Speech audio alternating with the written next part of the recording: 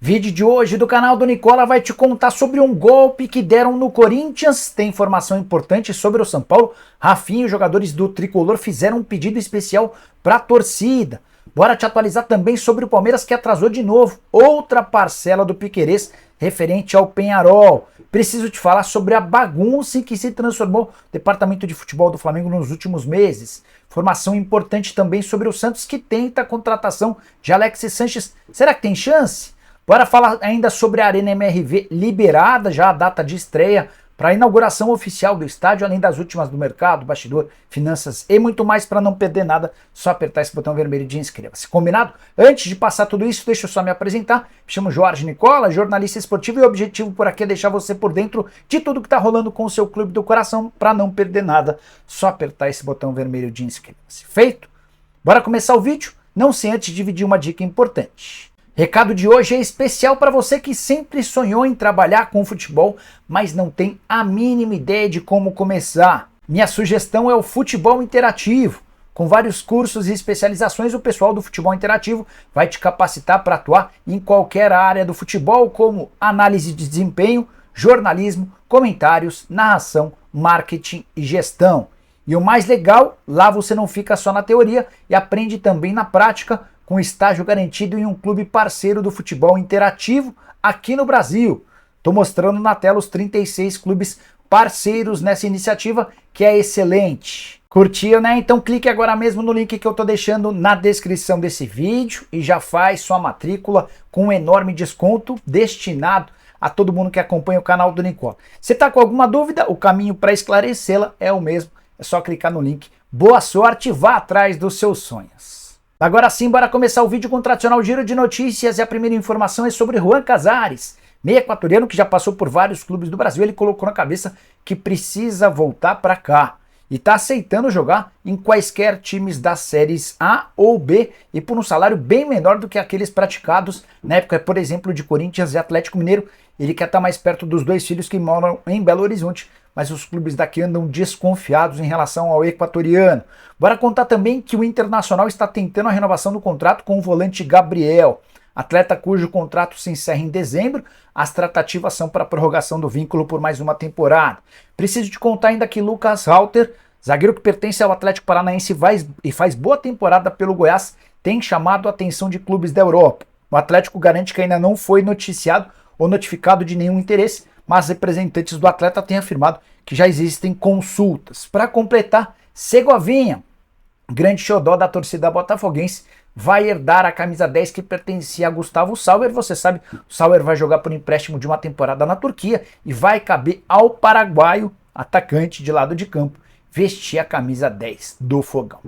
Bora falar agora sobre o Neymar com uma curiosidade. Você já sabe que o Neymar vai ganhar um caminhão de dinheiro na Arábia Saudita, já foi anunciado no Al Hilal, certo? 70,8 milhões de reais por mês ou 2 milhões e 300 mil reais por dia. A curiosidade vem agora. O Neymar, em um único dia, vai ganhar mais do que qualquer atleta em atividade no futebol brasileiro. Os mais bem pagos por aqui são Luizito Soares, do Grêmio, 2 milhões e 200 mil reais por mês, e Dudu, atacante do Palmeiras, 2 milhões e 100 mil reais. A fortuna que terá direito o Neymar durante a passagem pelo Al Hilal é tão grande, mas tão grande, que em um dia ele supera todos os atletas por aqui. Ao final dos 2 anos de contrato, o Neymar estará 1 bilhão e 700 milhões de reais mais rico. Isso sem contar alguns bônus. Cada postagem que ele fizer nas suas contas, nas suas redes sociais, elogiando a Arábia Saudita, vai lhe garantir 2 milhões e 700 mil reais. Qualquer vitória do time vale mais 400 mil reais. Bora falar agora sobre o Santos, que quer Alexis Sanches. Chance do negócio é pequena, já quero logo de cara deixar isso claro. Mas o Santos nos últimos dias procurou representantes do atacante chileno para fazer uma consulta e entender as condições do negócio. Sanches está desempregado desde que deixou o Olympique de Marselha. A preferência do atleta é por continuar na Europa, se não existirem acordos por lá. Aí sim ele pode vir jogar no Brasil. Tenho contado para vocês que a pedida dele por aqui é de algo na casa dos 2 milhões de reais, completamente fora da realidade santista. Por falar em peixe e negociações, Roberto Pereira mais uma vez disse não ter interesse em jogar no Santos. A preferência, a prioridade, o grande sonho dele é seguir no futebol europeu. Atacante argentino que já passou por Udinese, Watford e também Juventus da Itália. Hora de falar sobre o São Paulo com duas informações importantes. A primeira delas, torcedores do São Paulo espalharam faixas pelo Morumbi, provocando o Corinthians, adversário dessa noite. Entre as faixas tem os seguintes dizeres, abre aspas, 2007 foi lindo, nós campeões e vocês caindo. São Paulo na oportunidade de vencer o bicampeonato brasileiro e o Corinthians foi rebaixado também no torneio nacional. Outra faixa dizia, não existem dois mundiais com uma Libertadores, em uma clara provocação a um dos títulos conquistados pelo Corinthians, o Mundial de Clubes da FIFA, que foi disputado no Brasil. O Corinthians havia sido convidado, não tinha sido campeão da Libertadores de forma antecipada. Agora outra informação importante. Na tarde dessa quarta-feira, na porta do estádio do Morumbi, o Baby, que é presidente da Independente, fez uma revelação. Ele contou que na terça-feira havia recebido uma ligação do Carlos Belmonte, diretor de futebol do São Paulo. Ao lado do Belmonte estava o Rafinha, lateral e capitão do São Paulo. E o Belmonte e o Rafinha pediram que a Independente fizesse aquela recepção tradicional na chegada do ônibus. A explicação é de que aquilo é muito importante para o espírito do elenco, dos jogadores. Aquilo faz com que os atletas entrem em campo num ritmo muito mais acelerado. A Independente havia preparado um outro tipo de preparação, não estava previsto uma recepção para a chegada do elenco, até por conta do fato de ser um clássico, medo de que o ônibus do Corinthians fosse alvejado, enfim, no final das contas, depois do pedido do diretor de futebol e do Rafinha, a Independente está preparando uma grande festa e desde as 4 da tarde, com 3 horas e meia de antecedência em relação ao jogo, o Morumbi já estava completamente lotado, do lado de fora, cerca de 5.000 pessoas para esperar o time chegar. Hora de falar agora sobre o Atlético Mineiro e a Arena MRV, enfim liberada para partidas oficiais. Nesta quarta-feira foi aprovado o projeto de lei que libera a realização de eventos oficiais no novo Estádio do Galo. 33 votos a favor, 5 votos contrários entre vereadores da Câmara Municipal de Belo Horizonte. Dessa maneira, a primeira partida oficial do Galo, em sua nova casa, está marcado para o dia 27 desse mês contra o Santos. Logo depois, no dia 6 de setembro, Ivete Sangalo, Jorge Mateus e Cleiton e Romário se apresentam no estádio. No dia 9 também tem Maroon 5 e Jota Quest.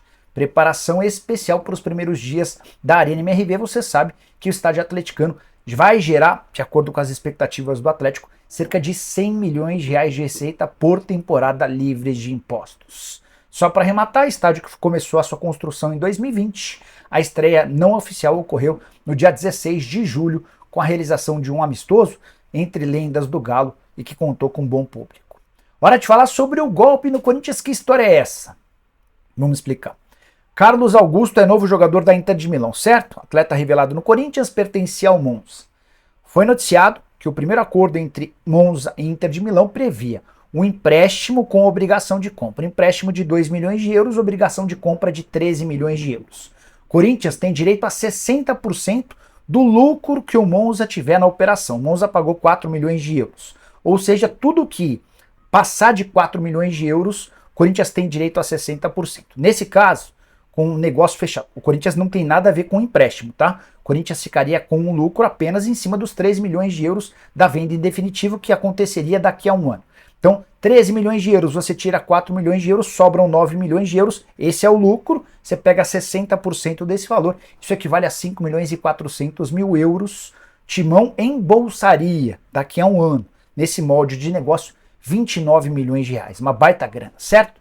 Só que Monza e Inter de Milão mudaram as condições do negócio para prejudicar o Corinthians, para que o Monza possa receber mais e para que o Corinthians possa receber menos. Quer ver?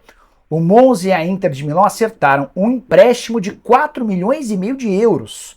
Qual é a lógica de alguém pagar 4 milhões e meio de euros por um empréstimo de uma temporada? E a compra em definitivo daqui a um ano vai ser de só 7 milhões e meio de euros. Dessa maneira, 7 milhões e meio de euros equivalem a só 3 milhões e meio de euros de lucro, certo? O Corinthians tem direito a 60% em cima desses 3 milhões e meio de euros de lucro, ou seja, 2 milhões e 100 mil euros. Trazendo para a nossa moeda. Em vez de ficar com 29 milhões de reais, o Corinthians vai embolsar 11 milhões e 400 mil. São quase 18 milhões de golpe que o Corinthians vai sofrer por conta dessa alteração no modus operandi entre clubes italianos. Timão nem pode fazer muita coisa, está previsto no contrato, Inter e Monza se acertaram desse jeito e o Corinthians vai ficar a ver navios embolsando só esses 11 milhões e 400 mil reais. Bora falar agora sobre o Palmeiras. Notícia ruim. O Verdão atrasou mais uma vez parcela do pagamento da compra de Piquerez, lateral esquerdo uruguaio que pertencia ao Peñarol. Você vai lembrar que o Peñarol chegou aí à FIFA para cobrar o pagamento. O Palmeiras chegou a correr o risco de tomar uma proibição de inscrição de atletas se não efetuasse o pagamento de uma das parcelas, parcela de 1 milhão de euros. O Palmeiras precisou inclusive pagar com juros e multa. Pois bem, em julho venceu a última das parcelas para a compra do atleta. Primeiro, só para completar, aquela situação da FIFA foi normalizada, o Palmeiras fez a quitação, aquele problema está resolvido. Só que no mês de julho agora, venceu a última parcela da compra do atleta e o Palmeiras mais uma vez não conseguiu fazer o pagamento. A alegação do Verdão é que há um problema de fluxo de caixa e que, quando der, o Palmeiras vai fazer essa quitação. Não descarta-se a possibilidade de o Peñarol mais uma vez recorrer à FIFA. A quitação deveria ter sido feita no mês passado, o Palmeiras já tem um mês de atraso. Uma pena perceber que o segundo clube com a melhor condição financeira do país também passa por esse tipo de situação. Outra informação sobre o Verdão. Queria contar para vocês que Pedro Lima, autor do gol da vitória do Palmeiras contra o Corinthians, em jogo super importante nessa terça-feira, na Neoquímica Arena, está deixando o Verdão, vai jogar no Norwich da Inglaterra, empréstimo para o time sub-21, empréstimo de uma temporada. O negócio foi fechado pelo Anderson Barros, a interpretação do Palmeiras é de que o Pedro ainda não tinha condição para atuar no time principal, vai ganhar experiência por lá, se arrebentar, pode ser comprado pelo time inglês e aí o Verdão já fatura. Se não der certo, volta para o Brasil com mais experiência e quem sabe vai ter oportunidades no time principal. Jogador que tem contrato, ou melhor, que renovou o contrato com o Palmeiras antes de ser emprestado. Novo vínculo só se encerra em 2025.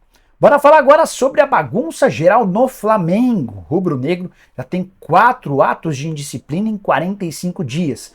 Primeiro deles, no dia 2 de julho, jogo contra o Fortaleza no Maracanã, Gabigol precisa ser substituído no intervalo por causa do gramado muito ruim, ele acabou se contundindo. O Gabigol ficou revoltado e partiu para cima do Marcos Braz xingando o vice-presidente de futebol. O pessoal que estava por perto ficou assustado, porque o Marcos Braz também começou a xingar o Gabigol. Enfim, um baita clima ruim.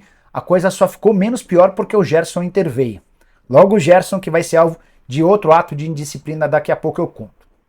No final do mês de julho, você sabe aquela confusão geral, o Flamengo vence o Atlético Mineiro no estádio Independência, em Belo Horizonte, vitória super importante, mas no fim da partida, na chegada ao vestiário, Pablo Fernandes, auxiliar técnico e preparador físico do Sampaoli, chega reclamando do Pedro, que havia se recusado a participar do processo de aquecimento, dá 3 tapas na cara do atacante e depois um soco na boca. Pedro, revoltado, vai à delegacia, presta boletim de ocorrência, Pablo Fernandes é demitido. O Flamengo anunciou que ele pediu demissão, mas você sabe que depois de um soco na boca, o cara precisava sair de qualquer jeito, certo? Segundo ato de indisciplina e problemas. O terceiro, 2 dias depois, reapresentação do elenco e o Pedro resolve faltar à atividade. Sem dar qualquer justificativa, sem dar explicação, horas mais tarde, ele alega que tinha dores no rosto. Na verdade, não era nada disso. Ele foi multado e suspenso da partida seguinte. A multa foi de 5% do salário. O quarto e último ato de indisciplina aconteceu nessa terça-feira, quando, em um treino, Varela e Gerson se desentenderam. Varela tentou dar um chute no Gerson, que escapou do chute e devolveu com um soco no nariz do uruguaio. O nariz do uruguaio foi fraturado, ele precisou ser atendido num hospital, recebeu inclusive pontos para estancar o sangramento em bastante excesso. Os 2 jogadores foram multados, mas não serão suspensos e ficarão à disposição de Sampaoli para o confronto contra o Grêmio nessa noite. O que isso significa? Que a indisciplina rola solta e que não há chefia. E não é só o técnico, né? É o diretor de futebol, é o executivo, é o gerente.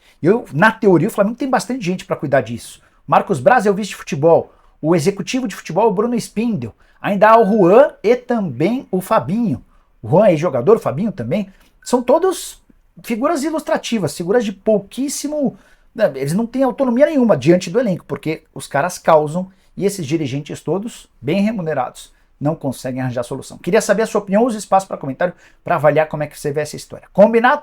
Curtiu o vídeo, deixa like, se inscreve no canal. A gente volta assim que surgir notícia. Abraço, tchau!